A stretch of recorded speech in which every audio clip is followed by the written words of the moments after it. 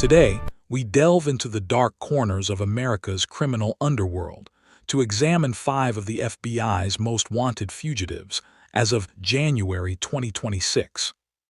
These are not ordinary criminals.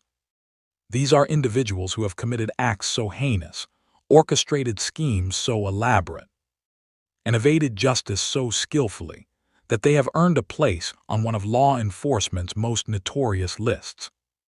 The FBI's 10 Most Wanted Fugitives list was established in March 1950, a collaboration between FBI Director J. Edgar Hoover and a news editor seeking to highlight the Bureau's toughest cases. Since its inception, 537 fugitives have been placed on this list, and 500 have been captured or located, a remarkable 93% success rate, with 163 of those captures directly resulting from public assistance. In this documentary, we will explore 5 compelling cases. Some represent fugitives who have recently been captured after years on the run, while others remain at large, living in shadows, constantly looking over their shoulders. Each story is a testament to the persistence of law enforcement and the devastating impact these criminals have had on their victims and communities. The cases we will examine today are Alejandro Rosales Castillo, the decade-long manhunt that ended in Mexico. Ryan Wedding, from Olympic glory to drug kingpin. Yulan Adonay Archaga carriers, the MS-13 terrorist leader. Ruja Ignatova, the crypto queen who vanished with billions. Mary Carol Macdonald, the true crime producer turned fraudster. Let us begin our journey into the heart of these extraordinary criminal cases.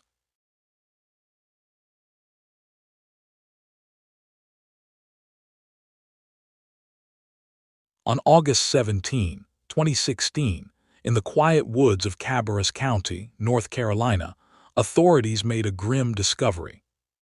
The body of 23-year-old truck Quan Sandy Lila lay among the trees, a victim of brutal violence.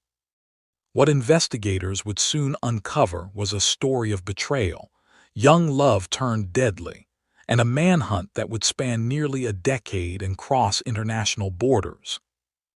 Sandy Lila was a young woman with her whole life ahead of her.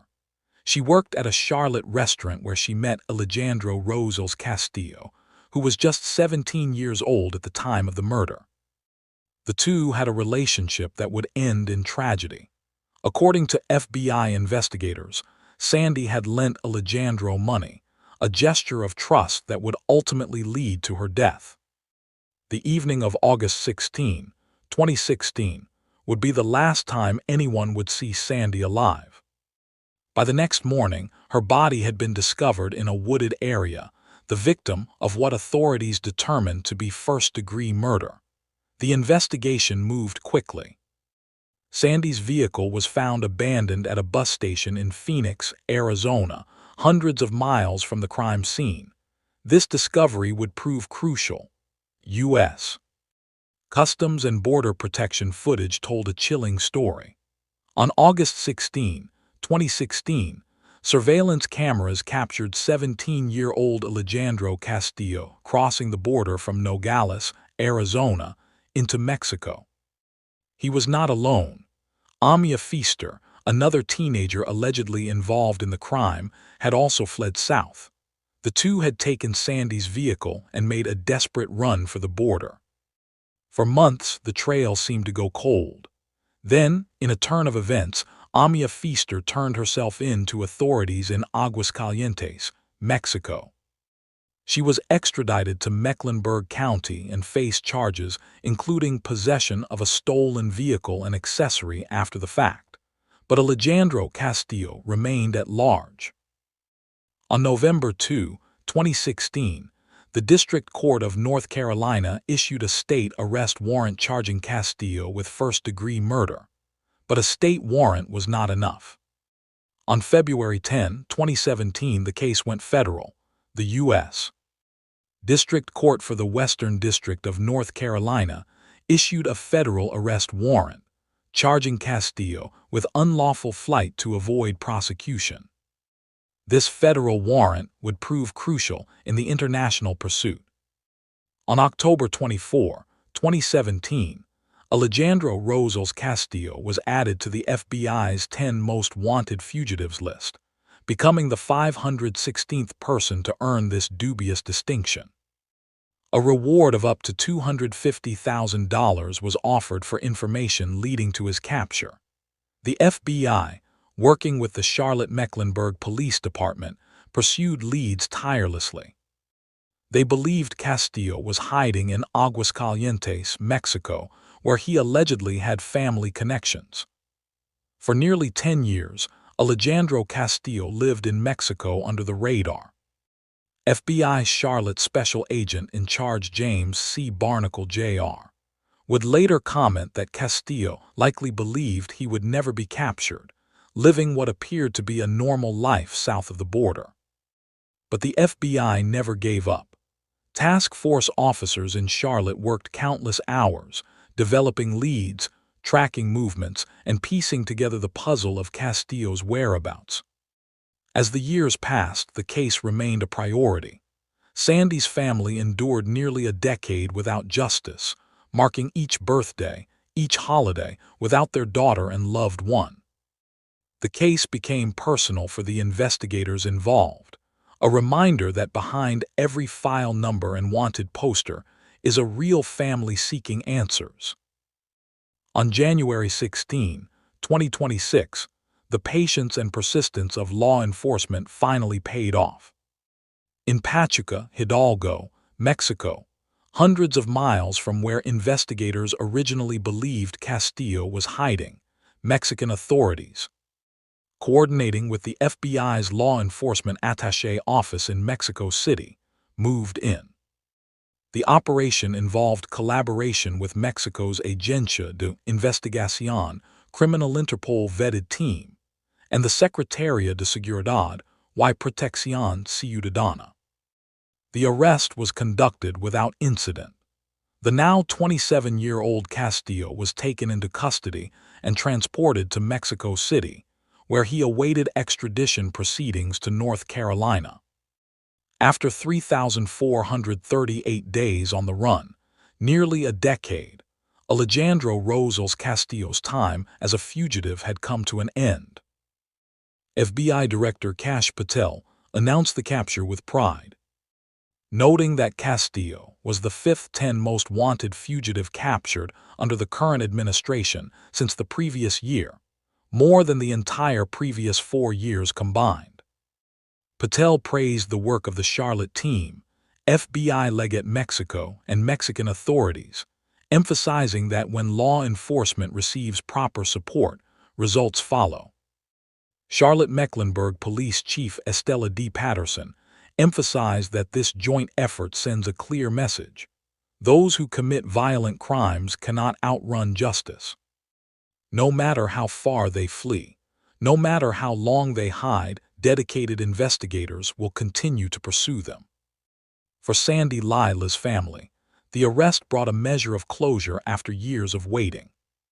While nothing can bring Sandy back, knowing that her accused killer would finally face justice provided some solace. As Agent Barnacle noted, Sandy's family had begun another new year without her, and while the pain would never fully heal, at least now they could begin to see justice served.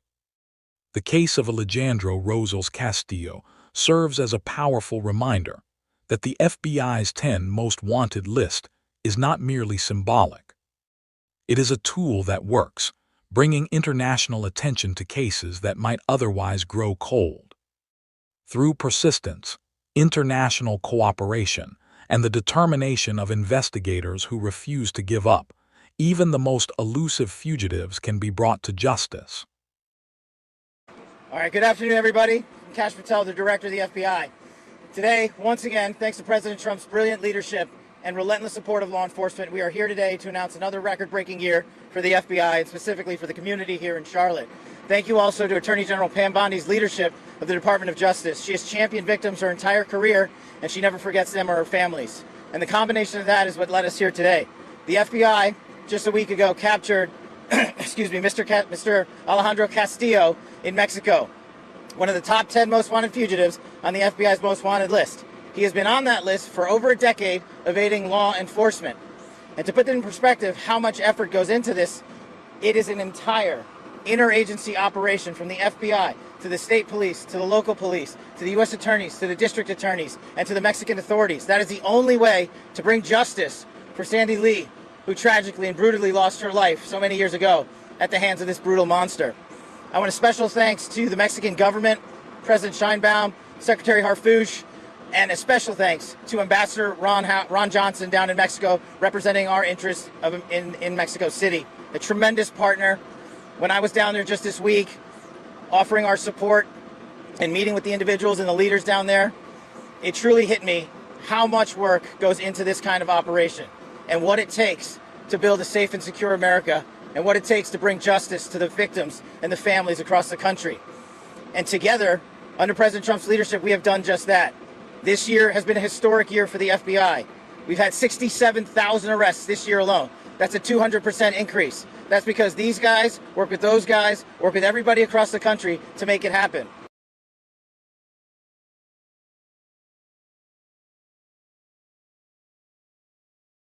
The story of Ryan Wedding is one of the most dramatic falls from grace in the history of the FBI's most wanted list.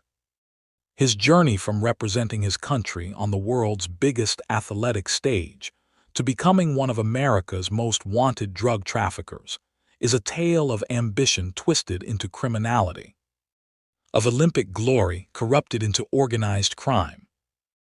Ryan James Wedding was born with athletic talent coursing through his veins. Growing up in Canada, he developed a passion for snowboarding that would eventually take him to the pinnacle of international competition.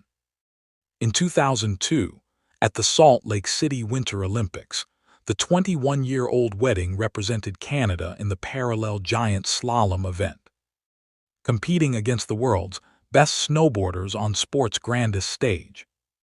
While Wedding did not medal at the Olympics, the experience of competing at that level, of representing his country, should have been the launching pad for a successful career in sports or business. Instead, it would become a distant memory, overshadowed by the dark path he would later choose. Ryan Wedding's first known brush with serious crime came in 2010, when he was convicted in the United States of conspiracy to distribute cocaine. Federal records show he was sentenced to prison, serving time for his role in drug trafficking. Most people would see this as a cautionary tale, a warning to change their path. Ryan Wedding saw it differently. He saw it as a learning experience, a chance to understand the system he would later exploit on a massive scale. After his release from prison, Wedding did not reform. Instead, he went underground, building what federal prosecutors would later describe as a sophisticated multinational drug trafficking organization. This was no small-time operation.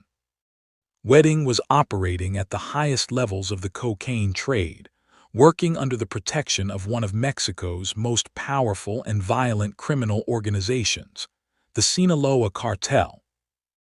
Wedding operated under numerous aliases that reflected his status and reputation in the criminal underworld. He was known as El Jefe, the boss.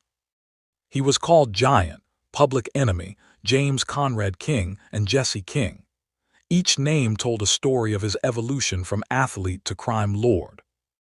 According to federal indictments unsealed in 2024, Wedding ran a network that trafficked cocaine from Colombia through Mexico and Southern California, ultimately distributing it to Canada and other locations throughout the United States. The operation moved cocaine by the ton, using sophisticated methods to avoid detection.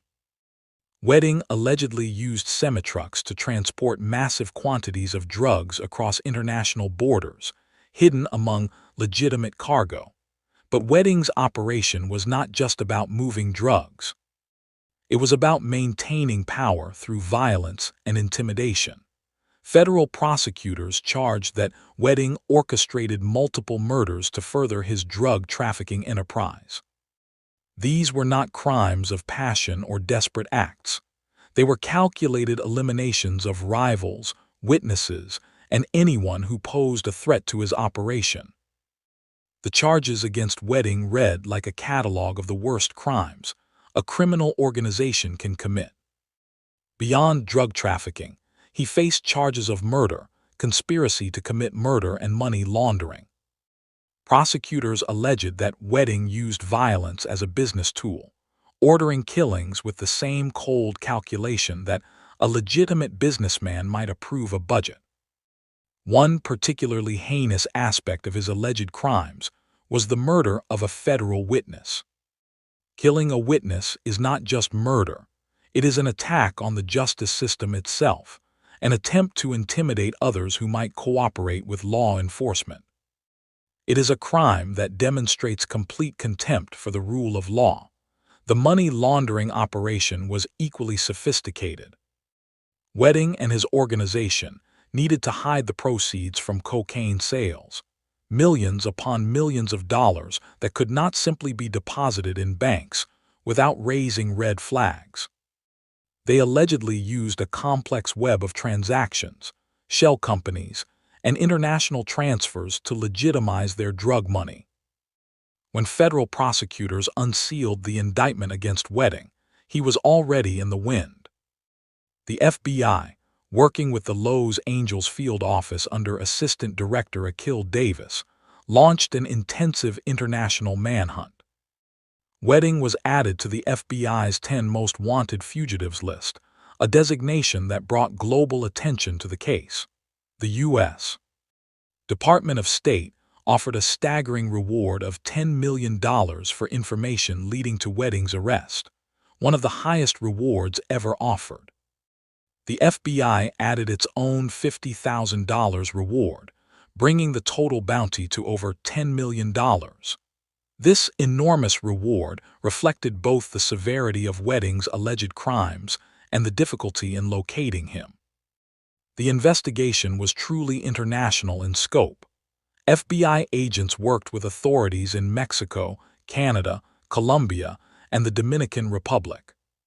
They tracked financial transactions, monitored communications, and developed sources in multiple countries. The manhunt lasted more than a year, with investigators following leads across continents. On January 23, 2026, the manhunt reached its dramatic conclusion. After weeks of high-stakes negotiations, Ryan Wedding surrendered to authorities at the U.S. Embassy in Mexico City. The surrender was carefully orchestrated, involving the FBI's elite hostage rescue team, which played a crucial role in securing Wedding and transporting him back to the United States. FBI Director Kash Patel, who happened to be in Mexico City on a pre-planned trip, was present when Wedding was apprehended. In a press conference held in Ontario, California, upon returning to the United States, Patel announced the capture, calling it a direct result of pressure applied by Mexican and U.S. law enforcement working in close coordination. The U.S. Embassy in Mexico praised the cooperation that led to the surrender. Attorney General Pam Bondi announced the arrest on social media, writing that at her direction, Department of Justice agents and the FBI had apprehended yet another member of the FBI's top 10 most wanted list. Wedding was flown to the United States, where he would face justice for his alleged crimes. Wedding's arrest was only part of a much larger operation. According to Akil Davis of the FBI's Los Angeles field office, 36 people had been arrested in connection with the drug trafficking organization. Authorities had seized large volumes of drugs, weapons, and cash. They also confiscated millions of dollars worth of assets, including automobiles, motorcycles, artwork, and jewelry, the trappings of a criminal empire. But the investigation was not over.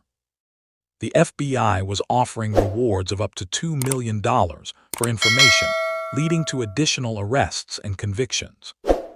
In any criminal organization of this size, there are always more players to identify, more connections to trace, more justice to be served. Canadian authorities also had charges pending against Wedding.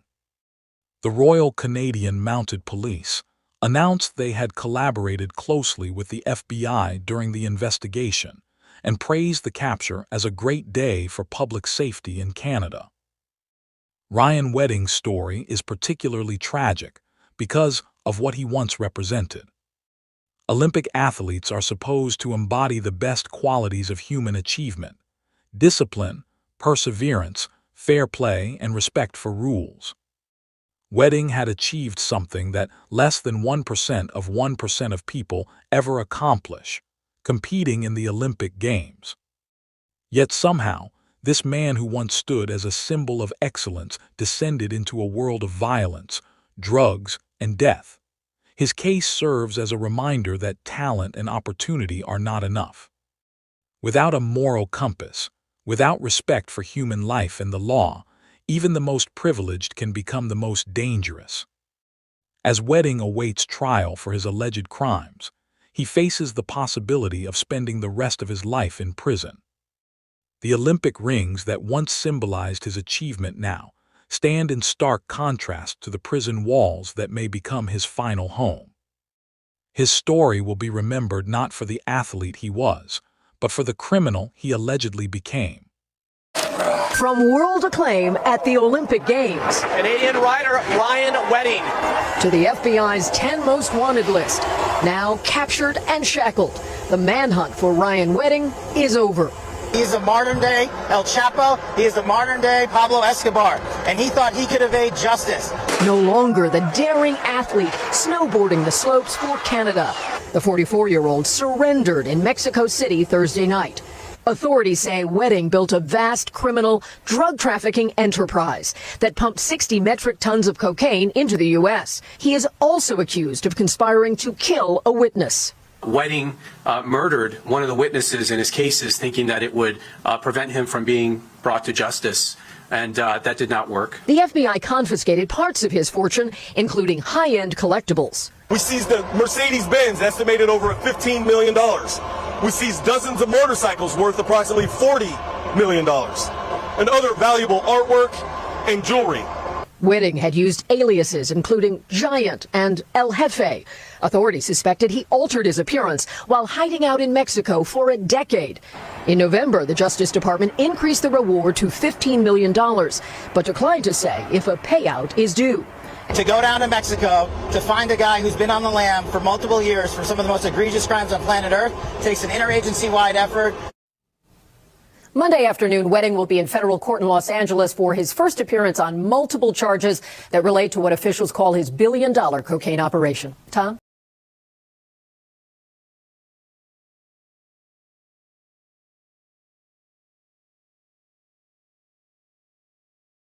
Among all the criminals profiled in this documentary, perhaps none represents a more significant ongoing threat to public safety than Yulan Adonay Archaga Carrias.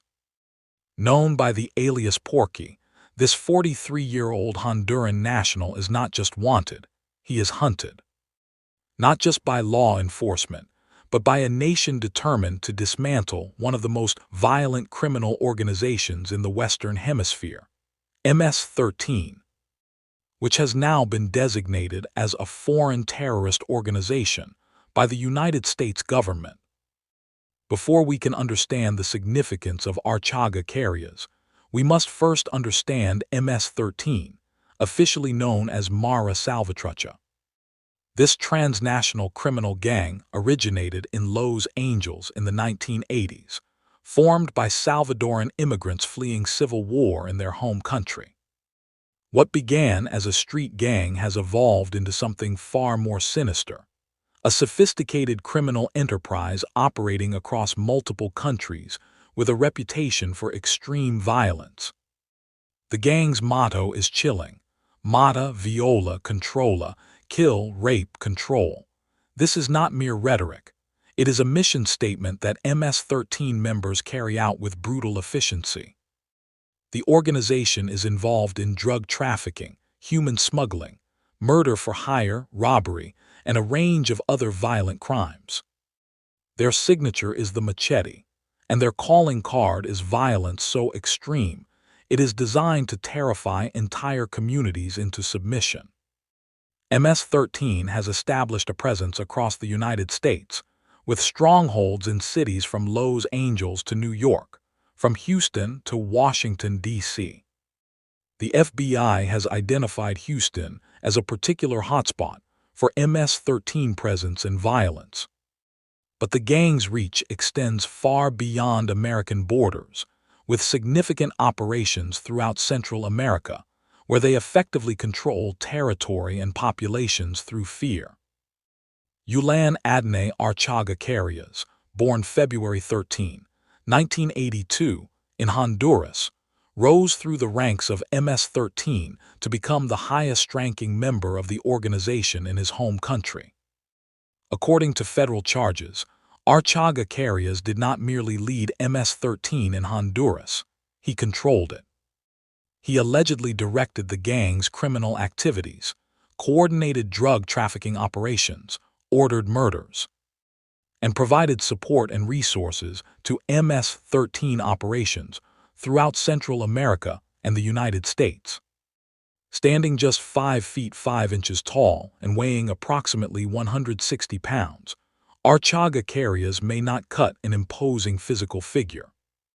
But his power comes not from his stature, but from his willingness to use extreme violence and his position atop a criminal organization with thousands of members.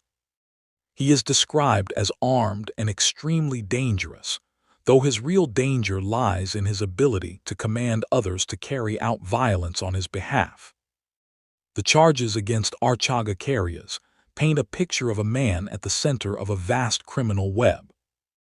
In 2021, the United States Attorney for the Southern District of New York filed a superseding indictment charging him with racketeering conspiracy, cocaine importation conspiracy, and possession and conspiracy to possess machine guns.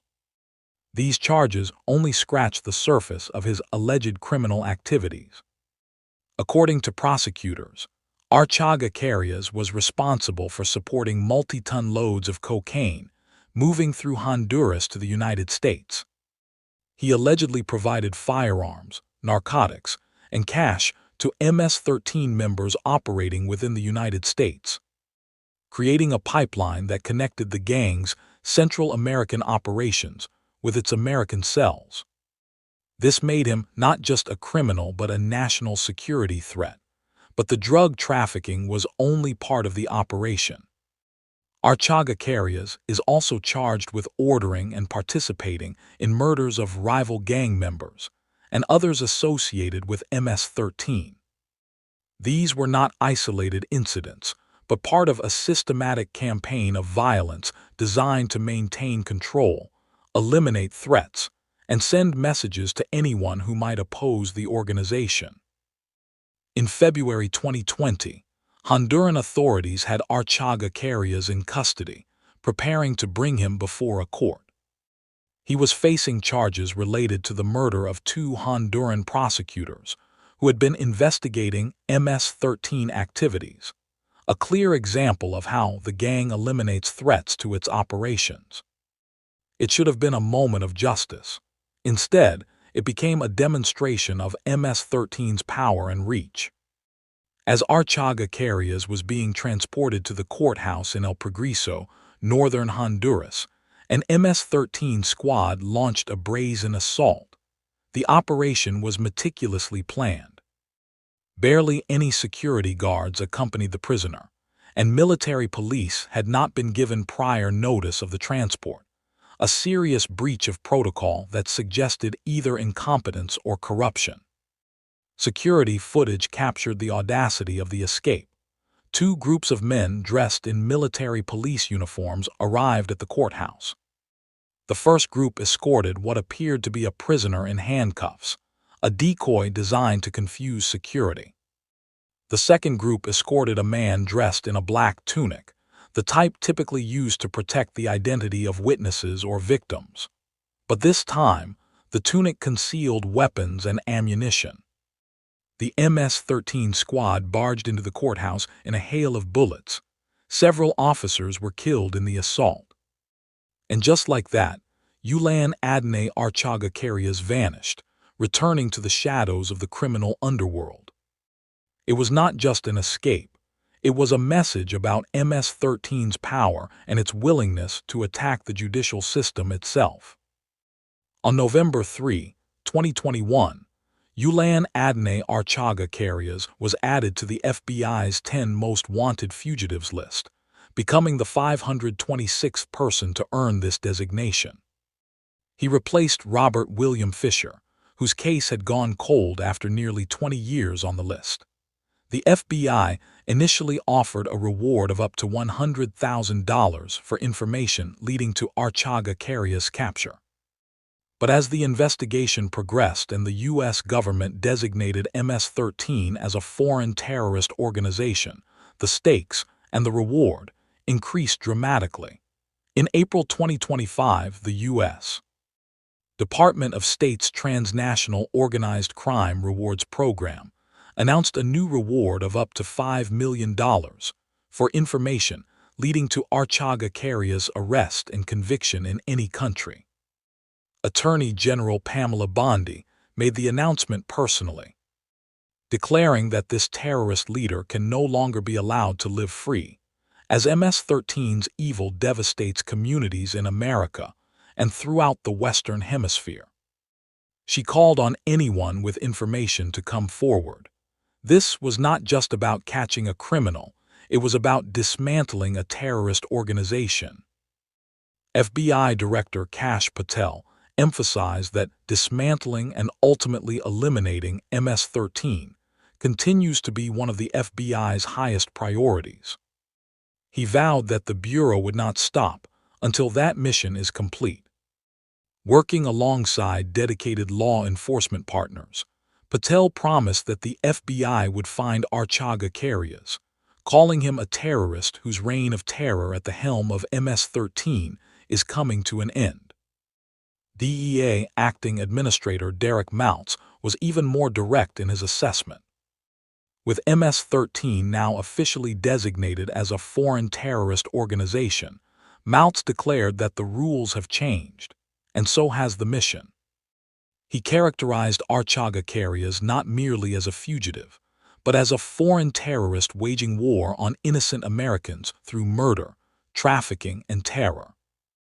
Mounts promised that under the current administration, authorities would dismantle MS-13 piece by piece, and anyone protecting Archaga carriers would fall with him.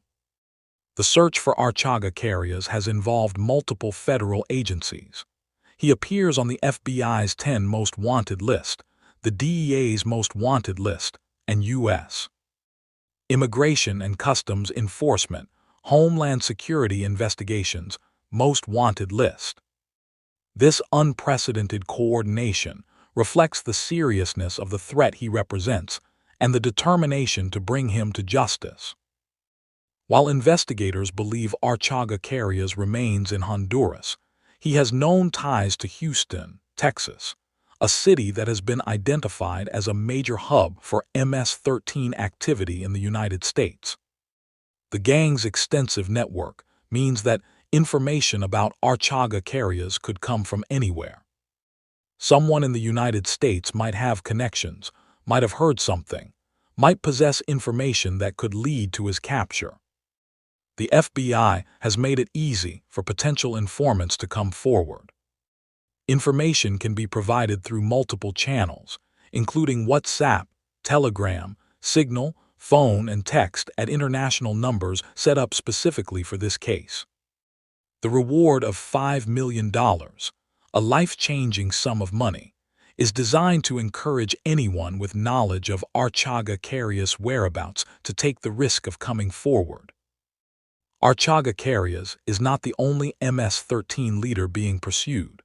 The superseding indictment that charged him also names 4 other high-ranking gang members. David Campbell, also known as Viejo Dan and Don David, is currently in custody in the United States facing similar charges. Juan Carlos Portillo Santos, known as Juancy, is in custody in Honduras serving a lengthy prison sentence. Two others, Victor Eduardo Morales Zelia, known as Cuervo, and Jorge Alberto Velázquez Paz, known as Chacarin, remain at large. This investigation is being conducted as part of Joint Task Force Vulcan, a specialized unit focused on combating transnational criminal organizations. The task force represents a coordinated effort involving multiple federal agencies, state and local law enforcement, and international partners. It is a recognition that organizations like MS-13 cannot be defeated by traditional law enforcement methods alone. They require a comprehensive, sustained campaign. The designation of MS-13 as a foreign terrorist organization has given law enforcement additional tools to combat the gang. This designation allows for enhanced penalties, expanded surveillance capabilities, and greater international cooperation. It also sends a message that MS-13 is not merely a criminal gang, but an organization that poses a threat to national security. As of January 2026, Yulan Adonay Archaga Carrias remains a fugitive. Somewhere in Honduras or perhaps hiding in another country, he continues to evade capture. But the net is closing. International cooperation is stronger than ever. Technology gives investigators tools that did not exist even a few years ago. And the $5 million reward means that someone, somewhere, might be motivated to provide the critical information that leads to his capture. If convicted of the charges against him, Archaga Carrias faces a maximum sentence of life in prison and a mandatory minimum sentence of 40 years. For a man who has spent his life wielding power through violence and fear, federal prison would represent the ultimate loss of control, a small, confined space where the power of MS-13 cannot reach. The case of Yulan Adonay Archaga Carrias represents the evolving nature of criminal threats in the 21st century. He is not a lone wolf killer or a domestic criminal. He is a transnational terrorist leader, commanding a sophisticated organization that operates across borders. His capture will not end MS-13, but it will strike a significant blow against an organization that has caused immeasurable harm to communities across the Americas. Four House Democrats visiting El Salvador, I know, as the party ramps up its efforts to return alleged MS-13 gang member Kilmar Abrego Garcia back to the United States. We're not the first here. We're not going to be the last members of Congress fighting and demanding the return of Abrego Garcia. We have written a letter just as of 30 minutes ago to Secretary of State Marco Rubio demanding daily proof of life for Mr. Abrego Garcia. He is a father. He is a husband. He's a union member. I am a mother. The idea that Kilmar was detained from in front of his 5-year-old son is heartbreaking to me. This is on Donald Trump.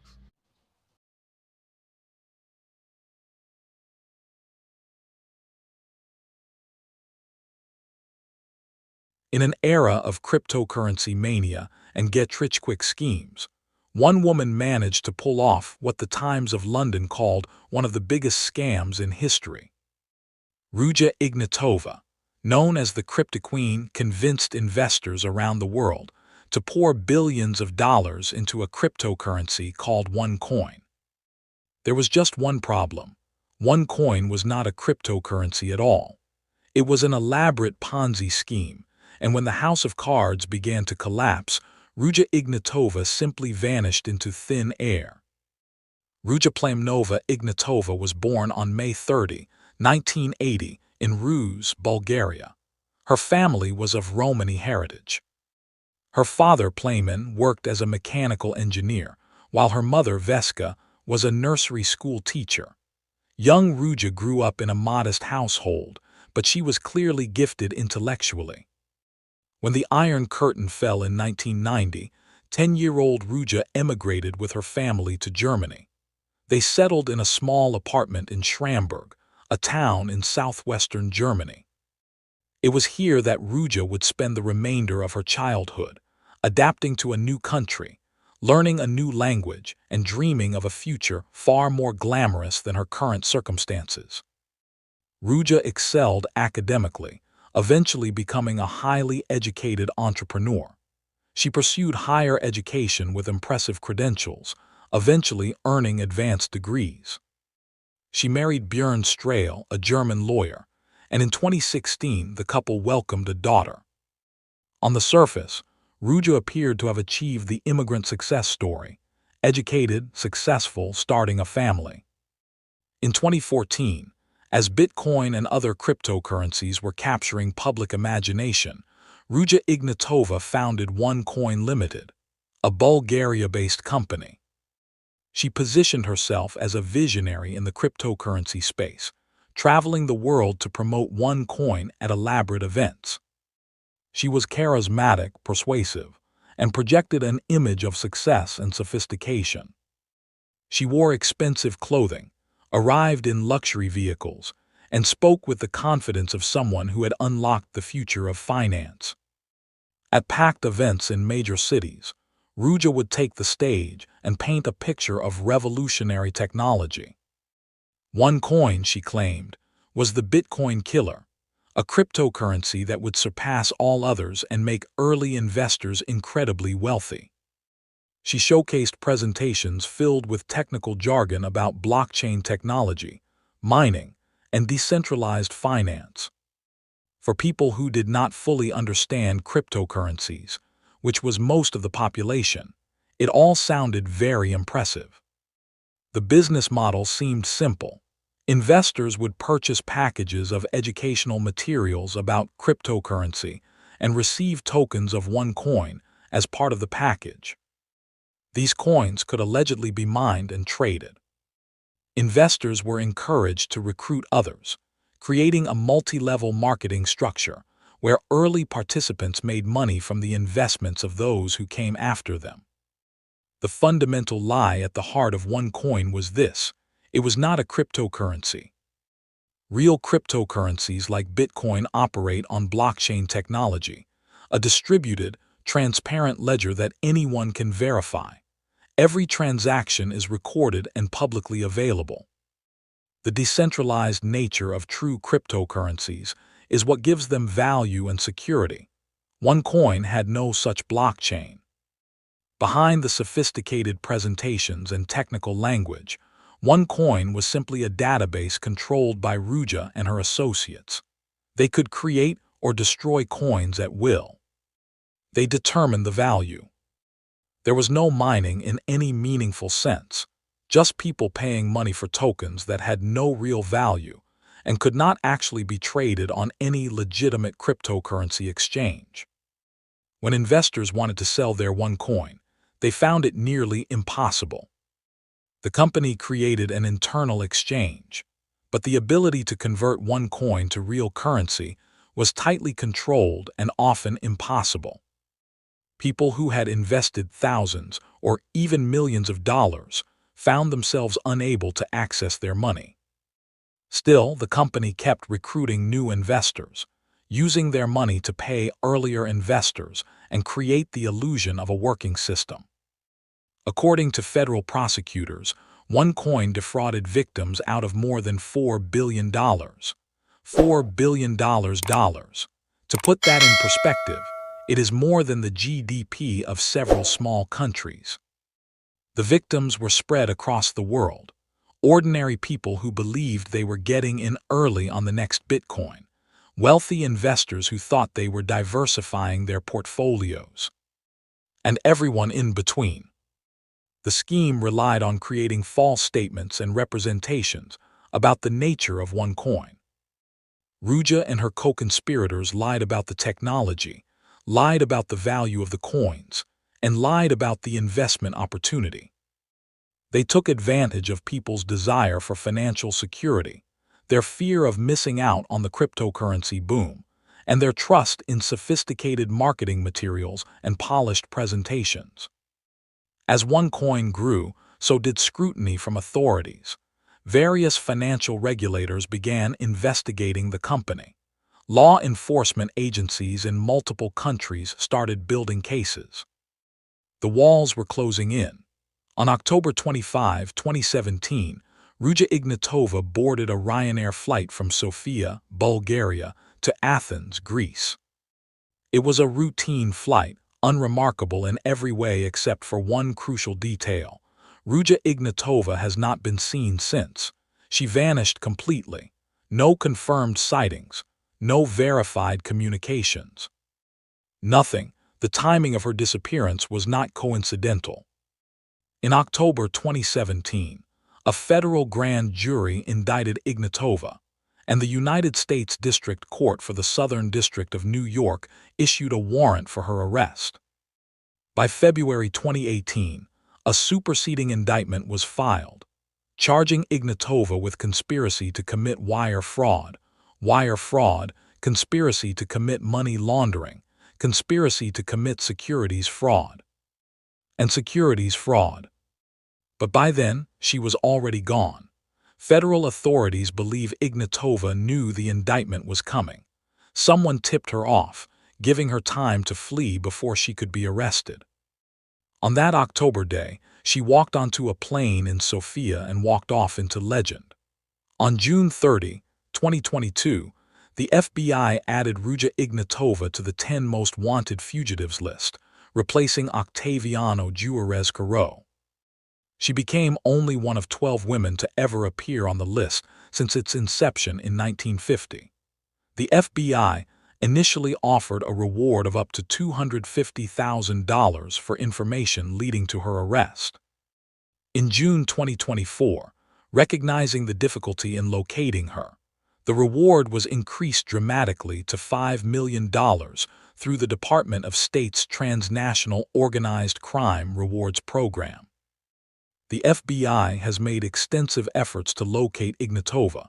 She may have traveled on a German passport. Investigators believe she could be in the United Arab Emirates, Bulgaria, Germany, Russia, Greece, or elsewhere in Eastern Europe. In 2022, the FBI launched an episode of its podcast and YouTube series, Inside the FBI, devoted entirely to Ignatova and the OneCoin case, hoping to generate leads from the public. An Interpol warrant has been issued by German authorities. In August 2024, a UK court ordered a global asset freeze for Ignatova and her OneCoin associates, an attempt to prevent the remaining stolen funds from being moved or hidden. The question that haunts this case is simple: is Ruja Ignatova still alive? FBI Special Agent Paul Roberts stated in a 2022 interview that the agency's investigation was operating under the assumption that she is still alive, noting they had no information to counter that belief. The FBI continues to actively hunt for her. However, disturbing reports have emerged suggesting a far darker fate. In 2023, the Bulgarian investigative journalism site Bureau of Investigative Reporting and Data published a bombshell report. According to Bulgarian police documents, a police informant overheard Georgi Vasilov, the brother-in-law of Bulgarian drug lord Christoforos Taki Amanatides, saying while intoxicated that Ignatova was murdered in November 2018 on Taki's orders. The report alleged that Taki had initially sheltered Ignatova after her disappearance in 2017, presumably in exchange for payment from the billions she had stolen. But at some point, the relationship apparently soured. According to the informant's account, Ignatova was murdered aboard a yacht in the Ionian Sea. Her body was allegedly dismembered and thrown overboard. The alleged killer, Hristo Hristov, is currently serving time in a Dutch prison for drug trafficking. These reports have not been confirmed, and the FBI has not changed its approach to the investigation. Without a body or concrete evidence, law enforcement must continue to operate under the assumption that Ignatova could still be alive and in hiding. The $5 million reward remains in place, a powerful incentive for anyone with genuine information about her whereabouts or her fate. The story of Ruja Ignatova has captured international attention. In 2019, the BBC released a podcast series titled The Missing Crypto Queen, which investigated her disappearance and the OneCoin fraud. The podcast became a sensation, listened to by millions of people around the world. In 2022, journalist Jamie Bartlett published a book with the same title, providing an exhaustive examination of the case.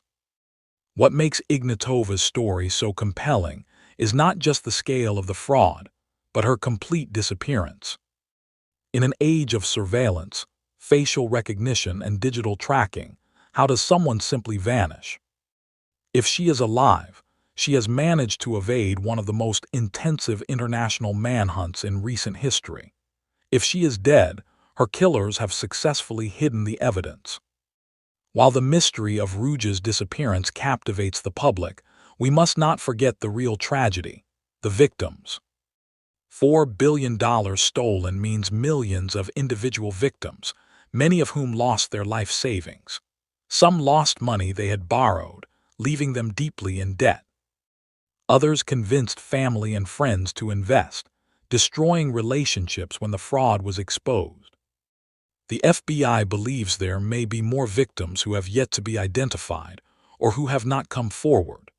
They encourage anyone who invested in OneCoin to contact the FBI at 1-800-CALL-FBI.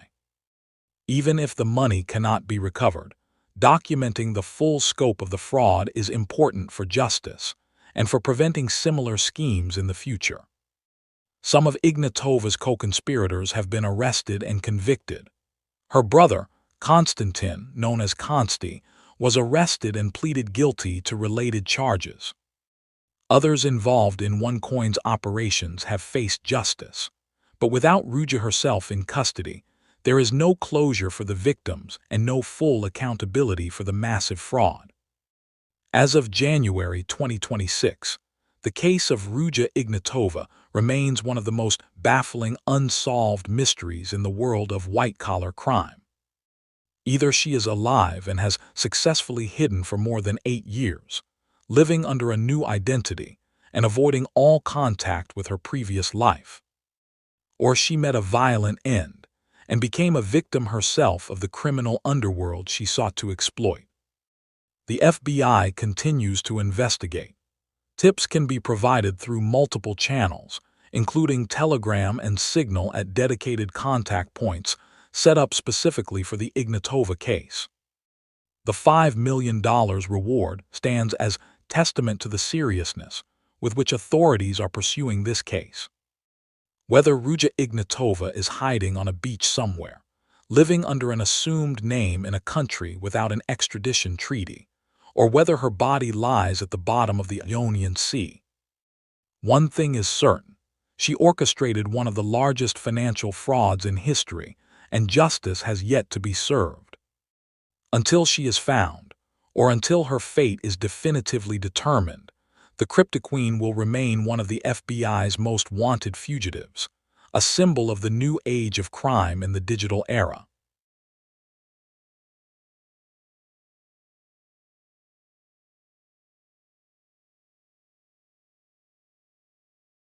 There is a certain irony, dark and undeniable, in the case of Mary Carol Macdonald.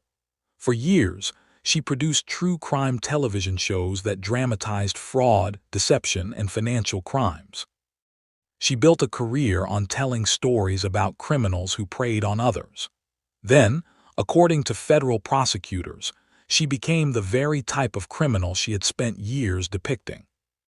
In one of the strangest twists in FBI Most Wanted history, the producer of shows like I Married a Murderer and It Takes a Killer found herself accused of orchestrating a fraud scheme that defrauded banks of nearly $30 million.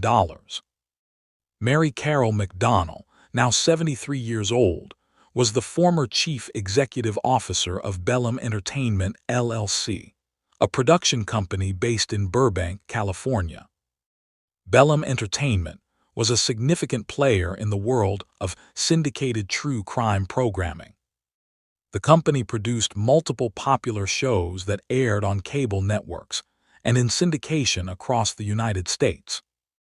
Among Bellum's productions were shows with provocative titles: It Takes a Killer, I Married a Murderer, Corrupt Crimes and Murderous Affairs. These were the kinds of shows that filled afternoon and late-night television schedules, dramatizing real-life criminal cases with actor recreations, interviews with investigators, and dramatic narration. They were popular with audiences who had an appetite for true crime content. Macdonald was not just a producer, she was the company's leader, responsible for its operations, its finances, and its future. She worked with former police officers and FBI agents who appeared as experts on the shows. She employed dozens of workers in production roles. On the surface, she ran a legitimate, successful entertainment business. By 2017, Bellum Entertainment was experiencing serious financial problems. The company was struggling to meet payroll, falling behind on financial obligations, and facing mounting debts. Creditors filed civil complaints alleging that Bellum owed more than $1 million to various parties nationwide. For a company in the entertainment industry, a notoriously difficult business with narrow profit margins and unpredictable revenue, these financial troubles were serious but not necessarily unusual. What Mary Carol Macdonald did next, however, was far from ordinary. According to federal prosecutors, instead of restructuring the business, finding legitimate investors, or accepting bankruptcy, Macdonald decided to commit fraud on a massive scale. She concocted a scheme that would rival the plots of the crime shows her company produced. The scheme Macdonald allegedly devised relied on a simple but audacious lie. She claimed to be an heiress to the McDonnell Douglas fortune. McDonnell Douglas was a legendary American aerospace and defense company, founded by aviation pioneers James Smith McDonnell and Donald Wills Douglas. The company manufactured some of the most famous aircraft in history, from the DC-3 to military fighters like the F-4 Phantom and F-15 Eagle. In 1997, McDonnell Douglas merged with Boeing, creating one of the world's largest aerospace corporations. Mary Carol Macdonald was not related to this family. She had no connection to the aerospace fortune, but according to court documents, she approached the Bank of California claiming to be related to the founders of McDonnell Douglas. More than that, she claimed to have access to a trust account worth $28 million, money she could use as collateral for a loan. In 2017, based on these false representations, McDonnell obtained a loan of $14.7 million from the Bank of California. $14 million.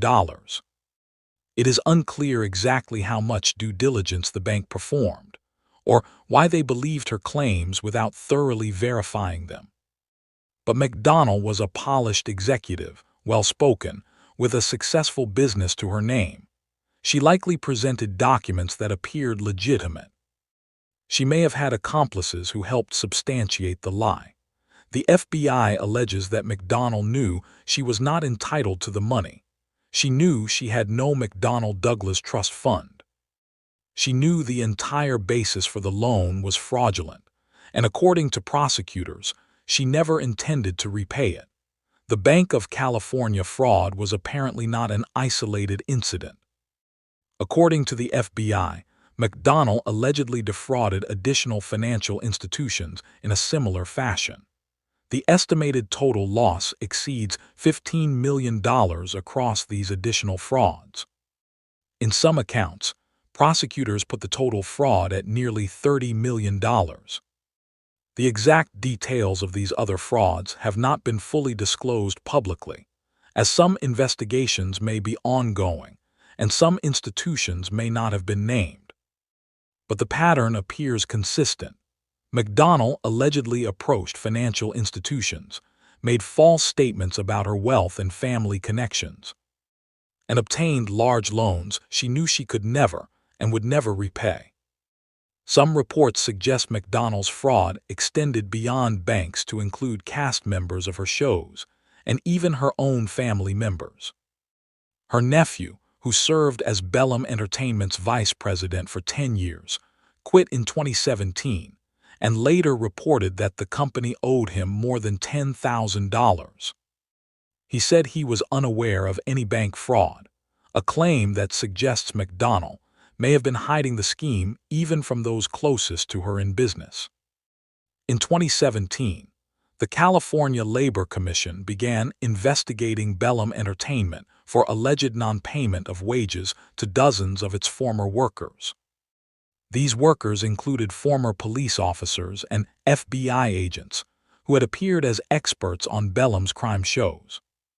When confronted about the non-payment, Macdonald reportedly told her employees that the company had been the victim of significant bank fraud, a claim that now appears to have been a lie designed to cover up her own alleged fraud. As the Labor Commission investigation proceeded and financial institutions began to realize they had been defrauded, law enforcement became involved. The IRS Criminal Investigation Newark Field Office, working with the FBI and the United States Attorney's Office in the Southern District of New York, built a case against Macdonald. In 2018, a federal grand jury indicted Macdonald.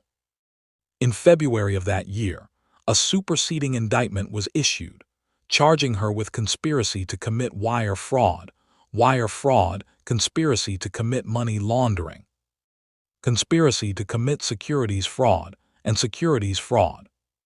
On December 12, 2018, the U.S. District Court for the Central District of California issued a federal arrest warrant. When FBI agents went to arrest Mary Carol Macdonald, she was gone.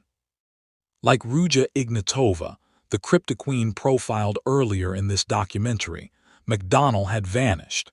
She had apparently fled before authorities could take her into custody.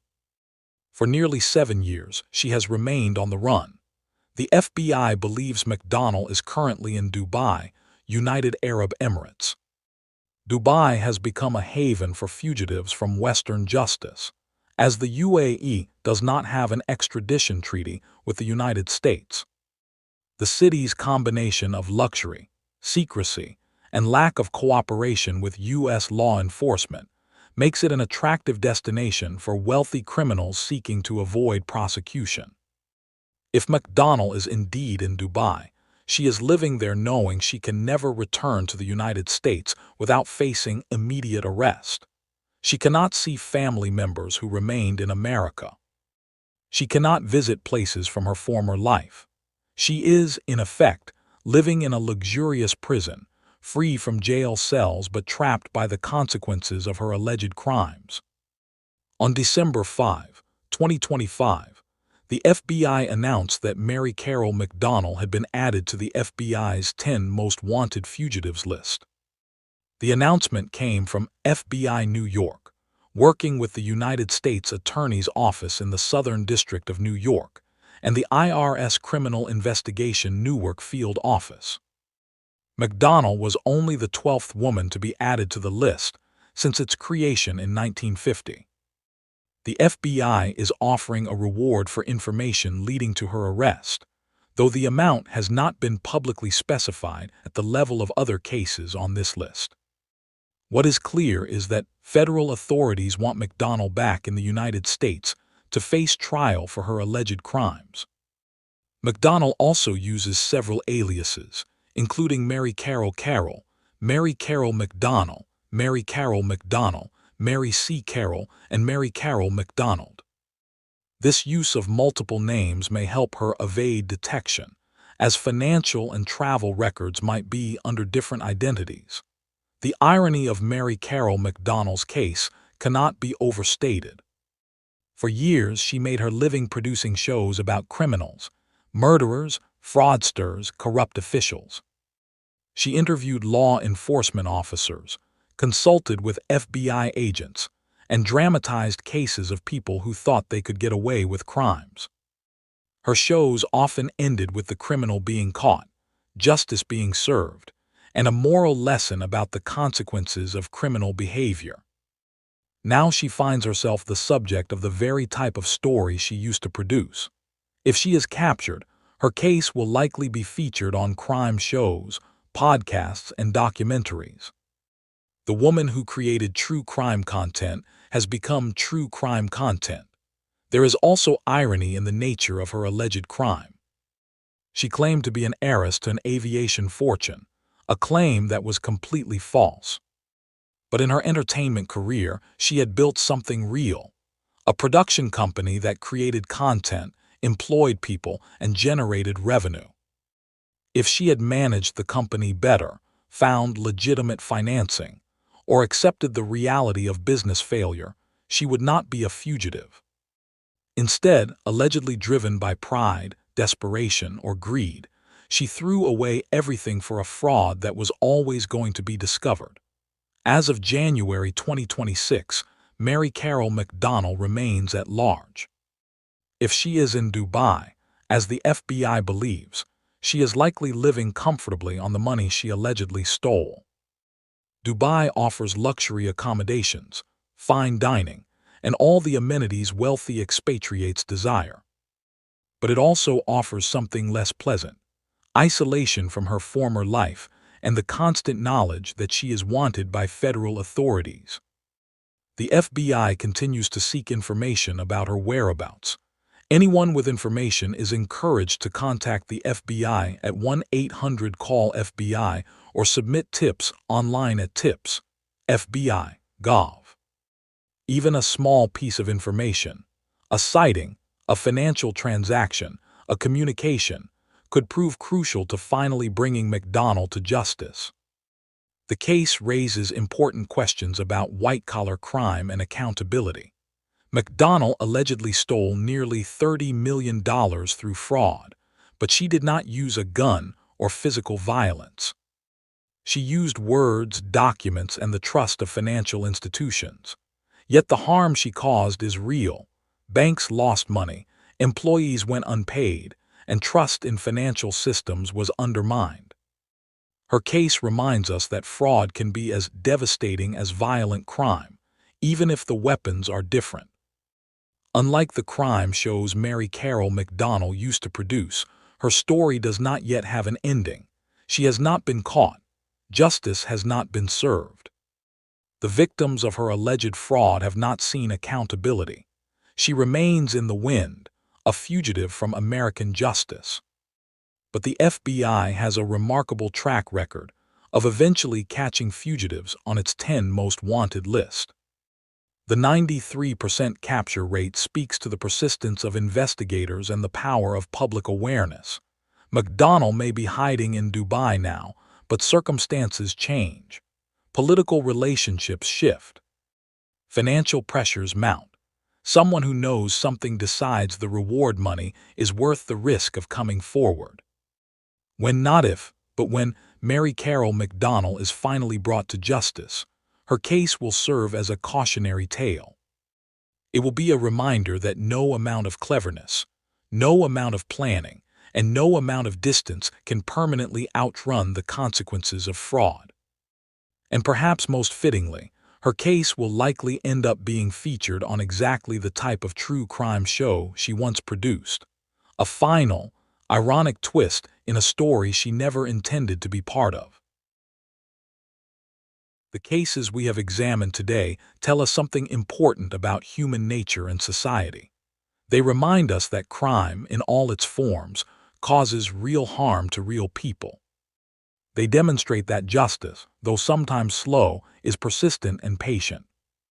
They show us that no matter how smart criminals think they are, no matter how far they run, and no matter how long they hide, the combined efforts of law enforcement and engaged citizens can eventually bring them to justice. These cases also remind us of the importance of international cooperation in an increasingly connected world. The capture of Castillo and wedding in Mexico, the hunt for Archaga carriers in Honduras, the search for Ignatova across multiple continents. and the belief that Macdonald is hiding in Dubai all demonstrate that modern criminal investigations transcend borders. Law enforcement agencies around the world must work together, share information, and coordinate operations to be effective. Finally, these cases serve as a deterrent. Every criminal who considers committing a serious crime should understand that there is no safe haven, no perfect hiding place, and no guarantee of escape.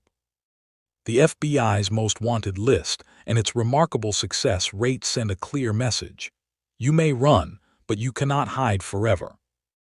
You may evade capture for years, even decades, but the investigation will continue. The search will go on, and eventually, statistically speaking, you will be found. Thank you for joining us on this journey through the FBI's most wanted cases of 2026. Stay vigilant, stay informed, and remember that every one of us has a role to play in making our communities safer. This is Crime Case Vault, reminding you that justice may be delayed, but it is rarely denied. Imagine this. You're on a plane, it's dark. Most passengers are sleeping. You're 35,000 feet above the ocean, 6 miles high, cruising at 500 miles per hour. The cabin is quiet except for the hum of engines. You feel safe. You trust the pilots. You trust the technology. You trust that in a few hours you'll land at your destination, collect your luggage, and continue with your life. Now imagine that in the cockpit, someone flips a switch. Your plane disappears from every radar screen. Air traffic controllers can no longer see you. Other aircraft can't detect you. For all practical purposes, you've become invisible. Then the plane turns. Not toward your destination, the opposite direction. You don't feel it. The turn is smooth, gentle, professional. But your aircraft, which was flying northeast toward Beijing, is now flying southwest, back the way it came. It crosses an entire country. It flies for hours. And then it turns again south, this time toward the most remote ocean on Earth. You don't know any of this is happening. Maybe you're asleep. Maybe you're unconscious. Maybe you're awake but helpless. For 6 more hours, your plane flies through darkness. No mayday call, no distress signal, no communication with the ground, just silence. And then, as the sun rises over the Indian Ocean, your plane runs out of fuel. The engines flame out, one by one. The aircraft begins to fall, 6 miles down to the cold, dark water below. In those final moments, do you know what's happening? Are you conscious? Can you see the ocean rushing up to meet you? We don't know because this isn't just imagination. This happened. This is real, and it's the greatest aviation mystery in history.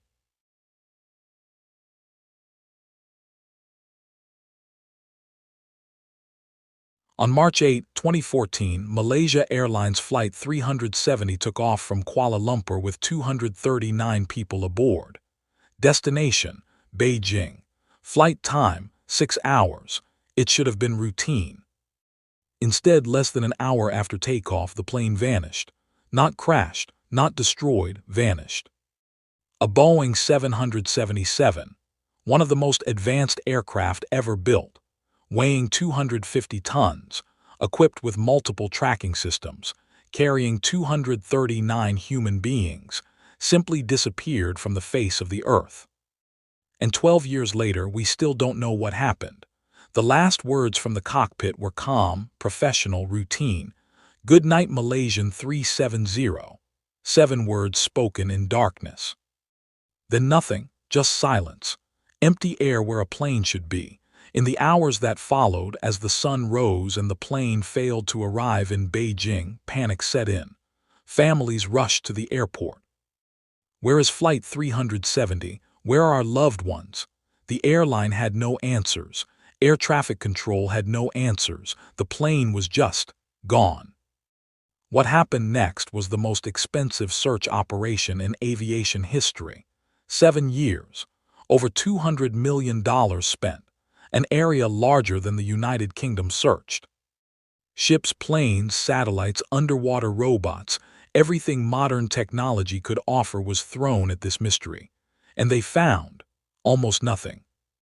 A few pieces of wreckage washed ashore on distant beaches years later, a wing part here, interior panels there, enough to confirm the plane crashed, but the main wreckage, the fuselage, the black boxes with all the answers, still missing, still somewhere on the ocean floor, 4 miles deep in one of the most remote places on Earth.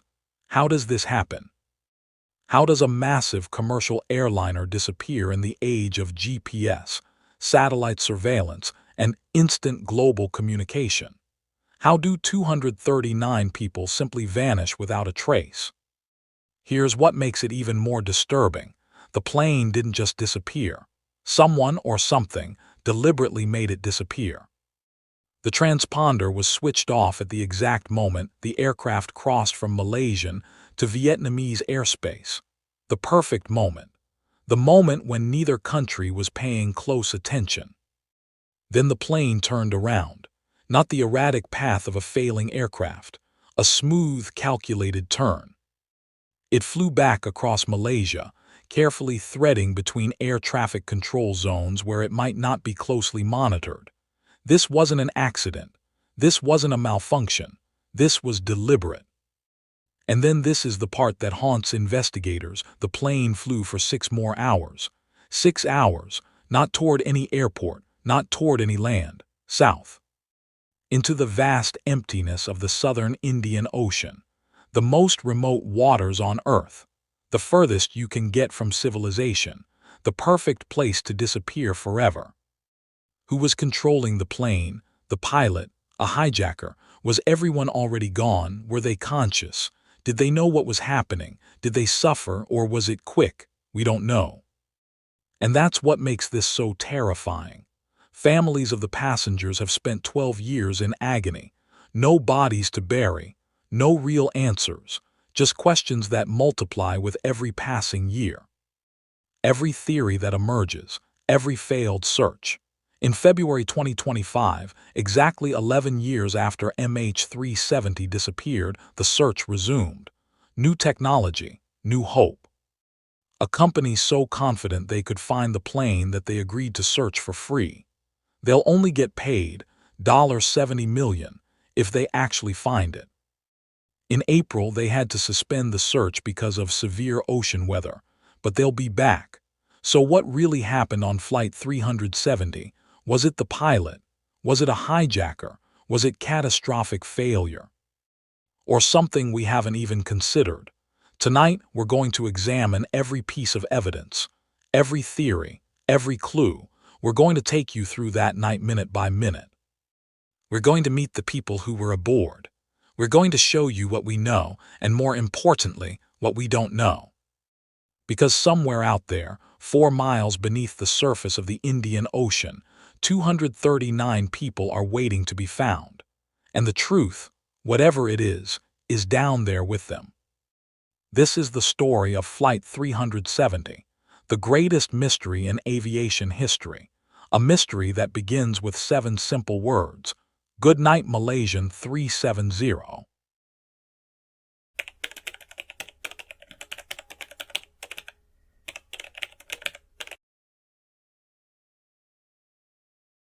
Who were they?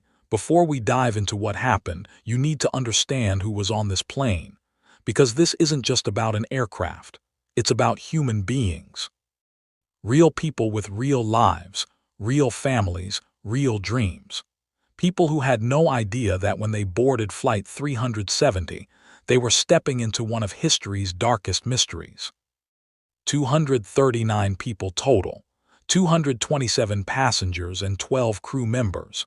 They came from 15 different countries. Most were Chinese. 153 passengers were heading home to Beijing or connecting to other destinations. 38 were Malaysian. The rest were from Indonesia, Australia, India, France, the United States, and other nations. Philip Wood was a 50-year-old American executive working for IBM in Beijing. He was an experienced traveler, a skilled technical expert, and a man planning his future. He had just gotten engaged to Sarah Batchk, a marketing executive he'd met in Beijing. Philip was relocating permanently to China, and Sarah was going to join him. They had plans, a future. Philip boarded Flight 370 never knowing he would never see his fiancée again. Paul Weeks was a 38-year-old mechanical engineer from New Zealand. He was married to Danica, and they had 2 young sons, ages 3 and 11 months. Paul was heading to Mongolia for a mining job. Before he left, he took off his wedding ring and watch, as he always did when working in remote locations. He handed them to Danica and said he'd be back in a few weeks. Danica would spend the next 12 years raising their sons alone, forever haunted by their last goodbye. 23 of the passengers were artists, Chinese calligraphers and painters returning from an exhibition in Kuala Lumpur. They were elderly masters of their crafts, along with some of their family members. They had spent weeks showcasing Chinese art and culture in Malaysia, forging connections, creating beauty. Now they were going home. None of them would make it. There were couples on romantic trips, business travelers with presentations to give, tourists starting adventures, students heading to university. Parents visiting children, children visiting parents. Every single one of them was somebody's everything, and every single one of them disappeared. The pilots, who was flying. The captain was 53-year-old Zahiri Ahmed Shah. And this is where things get complicated, because Zahiri is at the center of the most disturbing theory about what happened to Flight 370. On the surface, Zahiri seemed like the ideal pilot. He'd been flying for Malaysia Airlines since 1981, 33 years of experience. He had over 18,000 flight hours. He was a senior captain, respected by colleagues, known for being professional and skilled. He had flown the Boeing 777 since 2008 and knew it intimately. But Zahiri had a hobby. He owned an elaborate flight simulator in his home, a sophisticated setup with multiple monitors, realistic controls, and advanced software. Now, lots of pilots have home simulators. It's not unusual. But what was on Zahiri's simulator would later send chills through investigators. The FBI analyzed his computer and discovered that Zahiri had practiced specific flight routes. Routes that involved flying over the southern Indian Ocean. Routes that eerily matched, what investigators believe happened to MH370. The files had been deleted, but the FBI's forensic team recovered them. Does this prove anything? No. Pilots practice all kinds of scenarios on simulators. That's what they're for. But the fact that Zahiri had simulated flights to remote ocean areas, flights that end with fuel exhaustion over water, is deeply unsettling. Especially when Flight 370 appears to have done exactly that. Zahiri was married with 3 adult children. Friends described him as friendly but somewhat quiet. He was politically active, a supporter of Malaysian opposition leader Anwar Ibrahim, and attended a court hearing for Ibrahim the day before Flight 370. Some theorize political motivations. Others say there's no evidence of that.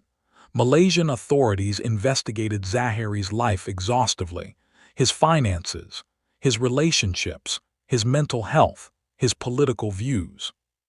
They found nothing definitive, no suicide note, no financial problems, no history of depression, no obvious motive.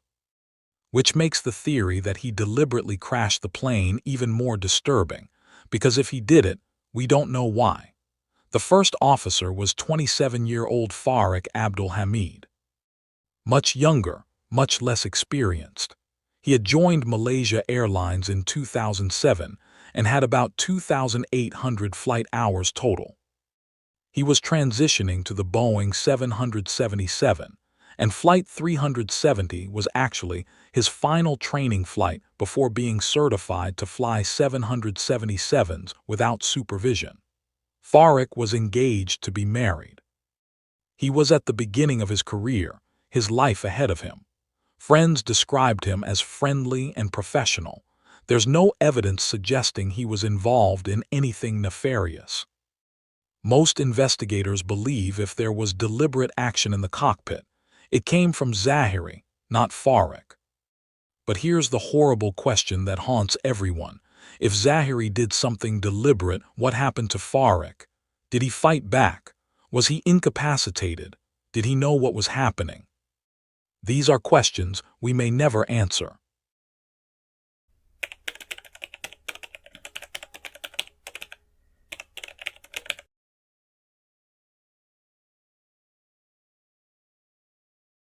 Everything starts normally. March 8, 2014, just after midnight. Kuala Lumpur International Airport. Flight 370 is scheduled to depart at 12:35 a.m. The Boeing 777-200ER, registration 9M MRO, is a 12-year-old aircraft with an excellent maintenance record. Over 53,000 flight hours. No significant problems. Boeing 777s are among the safest aircraft ever built. This particular plane had just passed all its inspections. Passengers board. Some are tired. It's a red-eye flight. Others are excited about trips and adventures. Children clutch stuffed animals. Business travelers check laptops. Couples settle into their seats.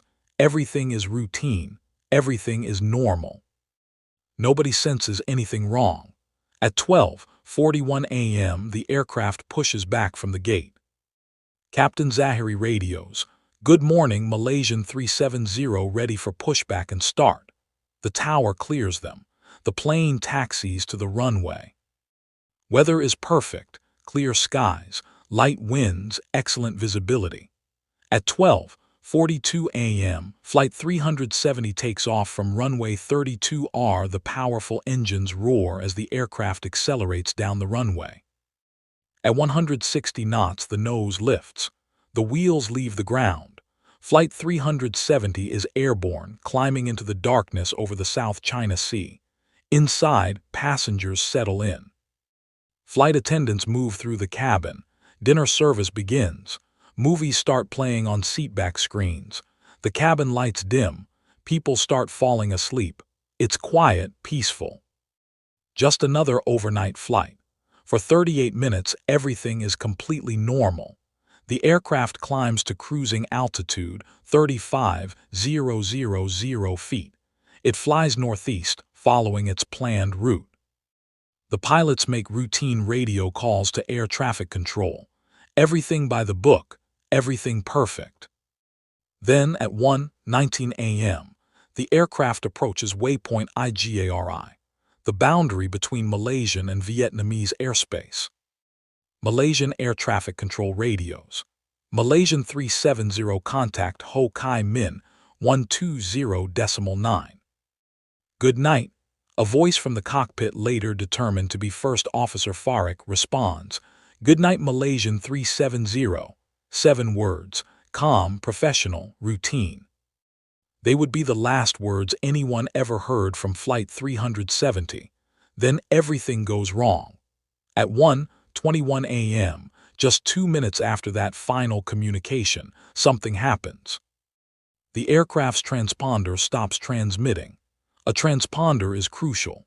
It automatically broadcasts the aircraft's identity, position, altitude, and speed to air traffic control. When it stops, the plane essentially vanishes from civilian radar screens.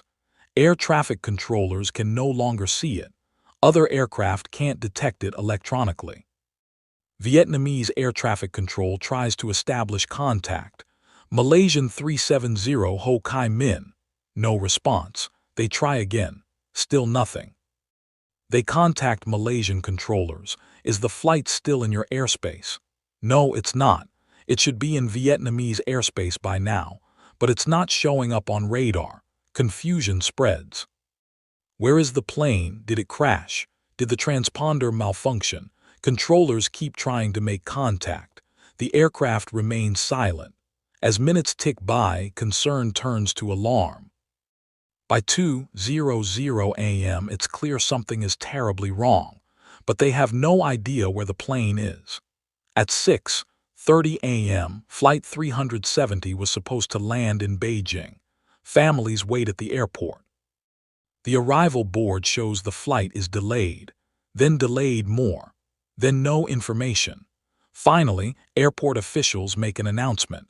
Flight 370 has lost contact with air traffic control. They don't know where it is. Panic erupts. Family members rush to airline counters demanding answers. Where is the plane? Where are their loved ones? Malaysia Airlines has no answers. Nobody has answers. A Boeing 777, with 239 people aboard, has simply disappeared.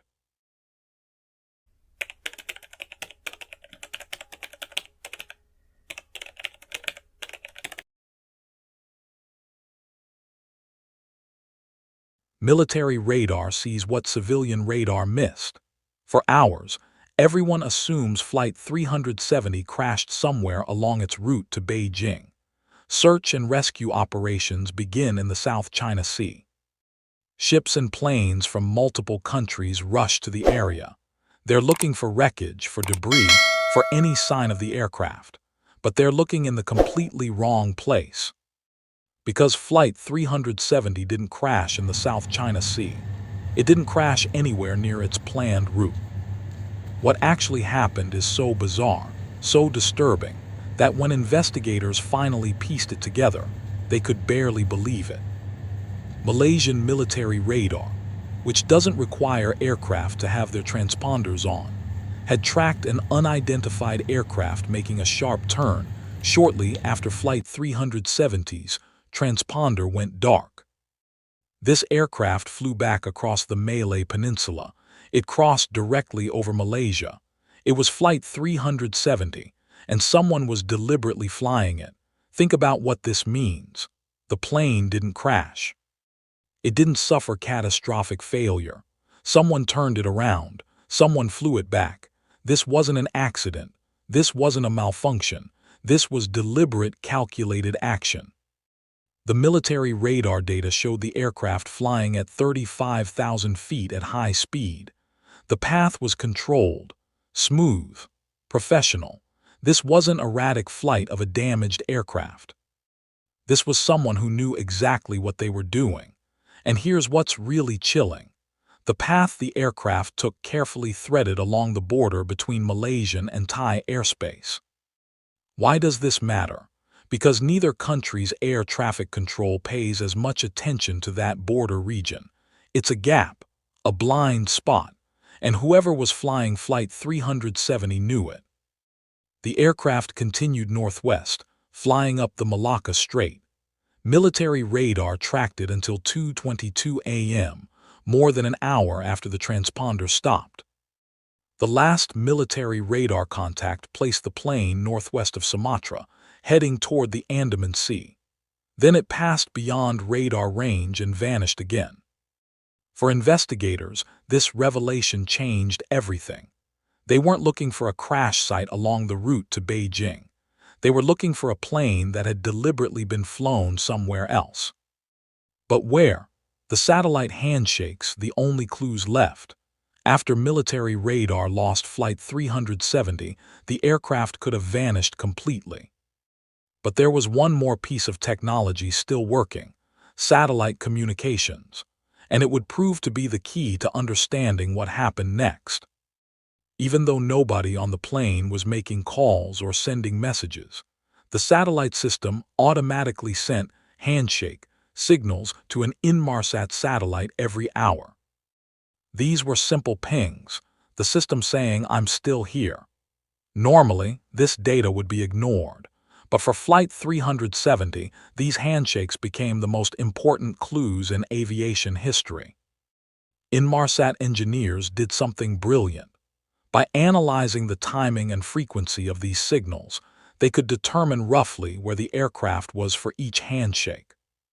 It's complex physics involving satellite positions and signal delays, but it worked. And what they discovered was stunning. Flight 370 kept flying for 6 more hours after disappearing from military radar. 6 hours.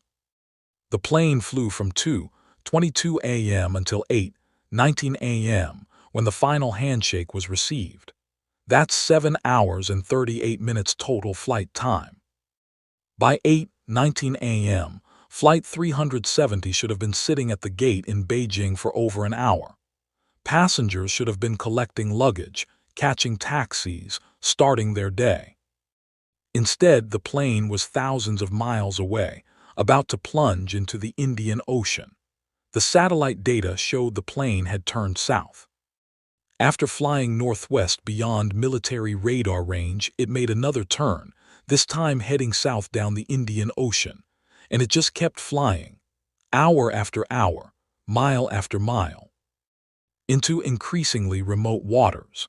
The final handshake at 8:19 a.m. placed the aircraft somewhere along what investigators call the 7th arc, a curved line across the southern Indian Ocean. The arc is thousands of kilometers long, and the satellite data can't pinpoint an exact location. But it tells us the plane was in one of the most remote areas on Earth when it ran out of fuel. Think about this. Someone flew Flight 370 to literally the furthest point from civilization, the most remote waters on our planet, the perfect place to disappear forever. Was this coincidence? Or was it the plan all along?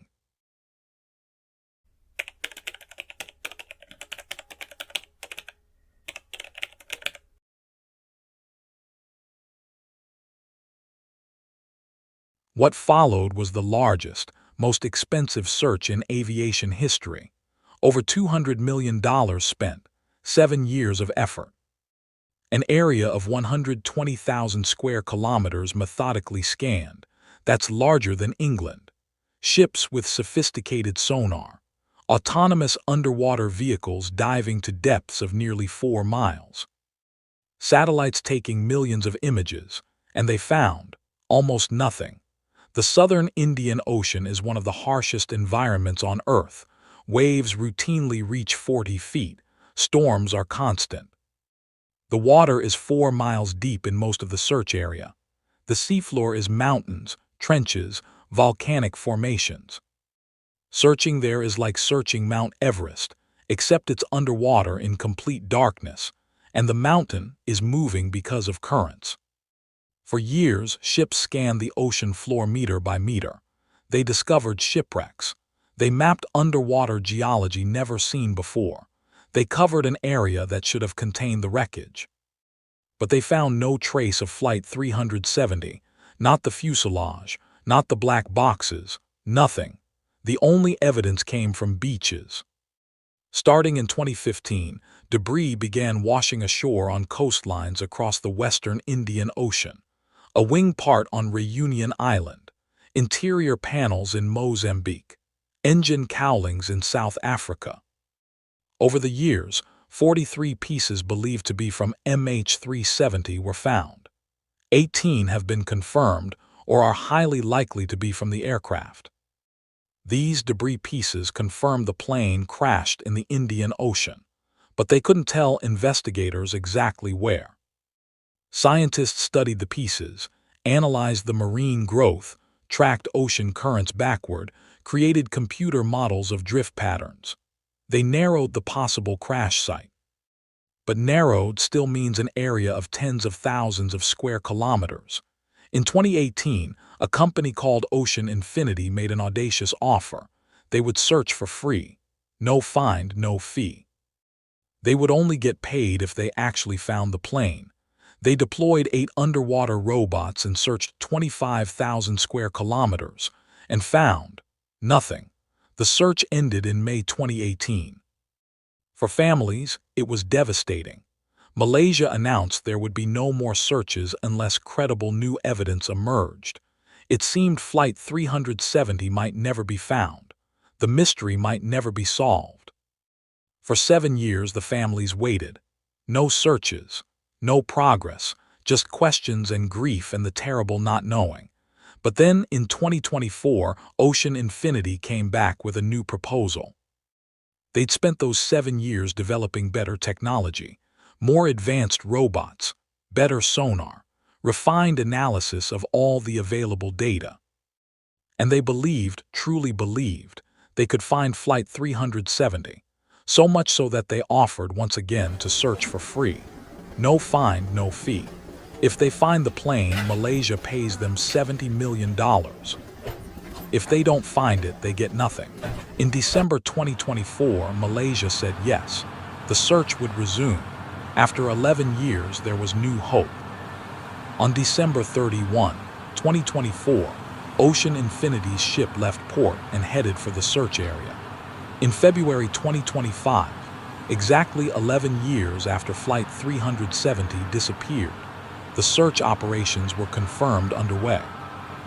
Advanced autonomous underwater vehicles were scanning a 15,000 square kilometer area, identified through refined analysis. But then in April 2025, disappointing news. The search had to be suspended due to seasonal weather. The southern Indian Ocean in autumn and winter is too dangerous, waves too high, storms too severe. The robots can't operate effectively in those conditions. Ocean Infinity announced they would return at the end of 2025, when the southern hemisphere spring brings calmer seas. The search isn't over, it's just paused. The families wait once more. Hope renewed, yet tempered by 12 years of disappointment. The final questions. So what really happened to Flight 370? After 12 years, thousands of hours of investigation, hundreds of millions of dollars spent, we still don't have definitive answers. But we have theories.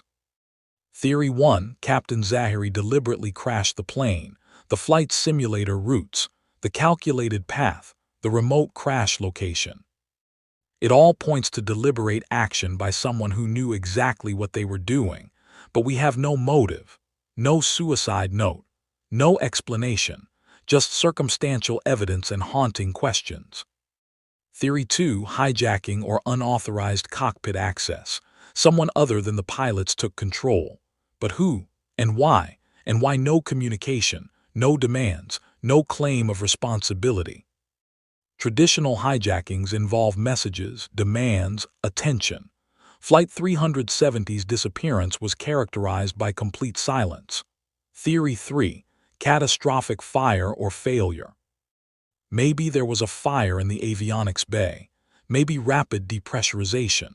The pilots turned back trying to land, but they were overcome before they could.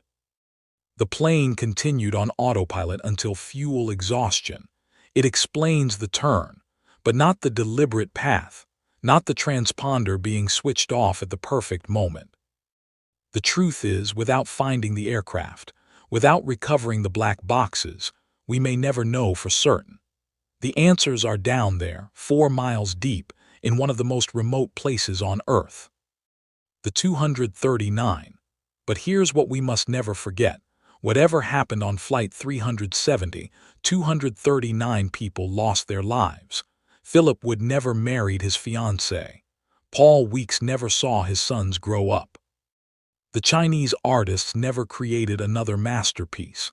Every passenger had a story, a life, people who loved them. Their families have spent 12 years in a special kind of hell. No bodies to bury. No real closure, just endless questions and theories and failed searches.